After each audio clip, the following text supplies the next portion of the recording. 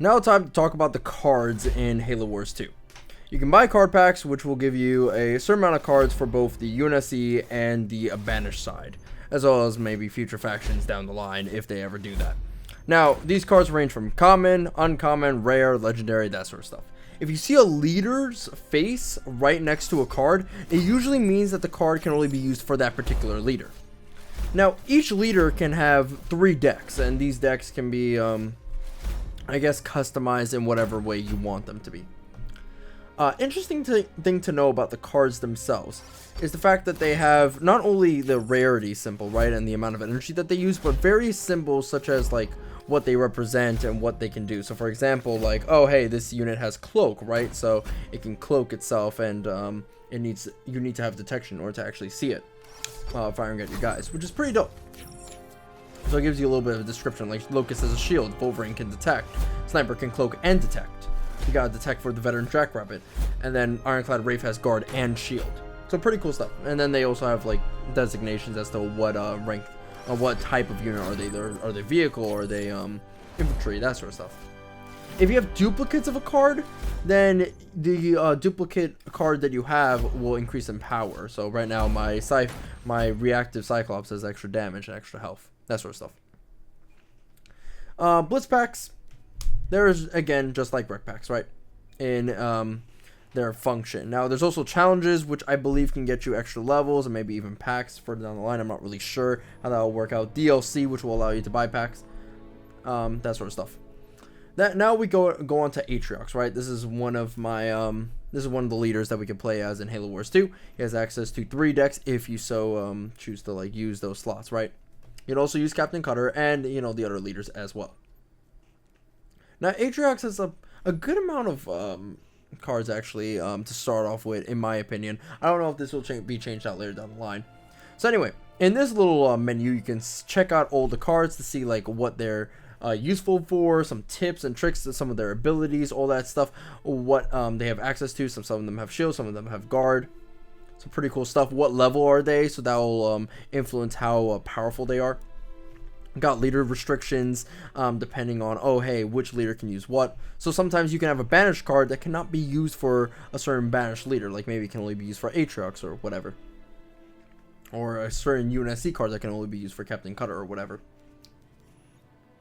You can choose your starting army. I like to go for the 2 Banshees and Marauder, but sometimes I play around with the Hunters and stuff like that. And here's the editing deck sort of screen. So right now, as you can tell, you got a certain amount of cards that you can have in each deck, so you got to choose which cards that you want. Sometimes you want to go for a high energy deck, which means you need a lot of energy in order to summon some cards, but that could fuck you up in the early game. And also, what if you just don't get energy at all? That could mess you up, right? So you got to choose, well, what is the best deck you want to run. I remember I had an ally who just spammed nothing but grunts, so he just ended up having a lot of energy to save up, but also just a lot of units on the field. So pretty good stuff. I believe Rush is actually a attribute given to units where if you plop them out, then they're at full strength right away, so they're not at half health, which is pretty good. Which, as you know, if you summon units in Blitz, then they're at half health right off the gate. So right now I'm just customizing my deck, cleaning up, making it better, changing out Elite Rangers for Assault Elites. I find them a little bit better because I can plop them down right into the thick of it, but also I just like their weapons a lot more. I just wanted to test out stuff as well. So that's essentially how the card system works, if you are still confused with how cards will end up working out in Halo Wars 2. In general, how this will all be balanced, I guess like challenges will give you extra experience, which will allow you to get extra levels, which will allow you to get better packs further down the line for free. I'm not sure what the price model is for packs. Obviously, this isn't something that I'm too familiar with. But as long as it's at a fair price, I think it's pretty good. Now, ultimately, I'm not too bothered by this Blitz pack system, as it only pertains to Blitz. So, ultimately, this is all good. But yeah, this is Blitz mode, essentially. Got your Firefight over there, you got Duel, Standard, and then Brawl. Brawl, I didn't really get into. Blitz Standard is more like 2v2, and that's really about it. Duel is 1v1. Brawl, I believe, is the 3v3 variant. I'm not really sure, actually. I never really clicked on it, per se. And yeah, that's really about it actually when it comes to cards. It's very simple, but I understand that some people are going to have some issues with some of the cards. Well, the card system and stuff like that.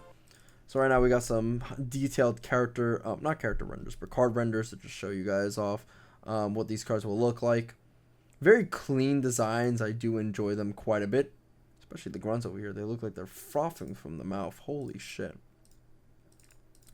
And afterwards we got the got Cutter here. It is good looking cards. And yeah, that's really about it on how the card system works. Whether or not this will be a balance or not depends on how they want to make it so that it's easy for players who don't want to pay any money to get the cards, but also on top of this, how easy it is to buy cards. Like, are they very expensive? Are they going to be pretty cheap? But in general, the premium packages are going to be pretty pricey. We'll never really know. I personally play Yu-Gi-Oh, so I'm not really the best expert on pricing for cards, as Yu-Gi-Oh cards are pretty expensive. Not as bad as Magic the Gathering, but still pretty bad. Anyway, so that's basically it for Blitz Packs. See you guys next time.